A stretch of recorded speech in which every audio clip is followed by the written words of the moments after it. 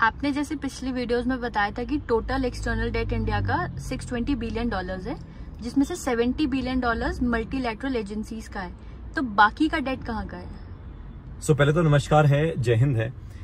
देखो, इसमें ना कई तरह के ब्रेकअप हैं और इसको मैं एक ही वीडियो में कवर नहीं करना चाहूंगा, आराम से करूंगा। मैं अज्यूम करता हूं, समझता हूं कि कुछ ज्यादा आराम हो गया होगा, मगर कोई बात नहीं, हम स्टेप बाय स्टेप इसको ब्रेकअप को समझेंगे तो ताकि हमारे क्रिस्टल क्लियर दिमाग में जाएगा। $620 बिलियन हिंदुस्तान की गवर्नमेंट ने एक्सटर्नल डेट लिया हुआ है, यानी कि आउटसाइड फ्रॉम इंडिया से लिया हुआ है। कुछ डेट हमारी Indian government with in Indian economy से भी लेती है, जिसको हम इंटरनल डेट लेते हैं।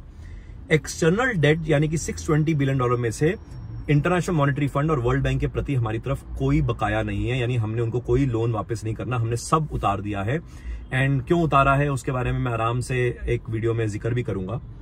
ये $620 बिलियन में जैसे $70 बिलियन आपने बताया कि मल्टीलैटरल एजेंसीज में हमने ले रखा है, उसके अलावा अंदाजन 150 से 160 बिलियन जो है, जो हिंदुस्तान के एनआरआईज हैं, यानी कि नॉन रेजिडेंट इंडियंस जो हैं, जो बाहर सेटल्ड हैं, उनके डिपॉजिट्स हैं जो इंडिया में पड़े हुए हैं, यानी कि उन्होंने कुछ डिपॉजिट्स इंडिया में रखे हुए हैं। वो डिपॉजिट्स अंदाजन 150-160 बिलियन के करीब हैं, वो भी इंडियन गवर्नमेंट के एक्सटर्नल डेट में काउंट होता है। याद रहे, एनआरआई एक तो रेमिटेंसेस करता है इंडिया में, वो रेमिटेंसेस और एनआरआई का डिपॉजिट दोनों अलग अलग चीजें हैं। रेमिटेंसेस आपको याद होगा, एनआरआई का रेमिटेंसेस हम करंट अकाउंट बैलेंस में लेते थे। ये जो एनआरआई डिपॉजिट्स है, ये एक तरह से आपको याद होगा हम कैपिटल अकाउंट बैलेंस में लेते थे।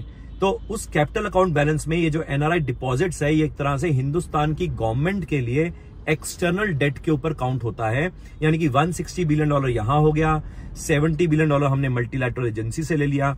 बाकी वाला ब्रेकअप हम आने वाले वीडियोस में जिक्र करेंगे।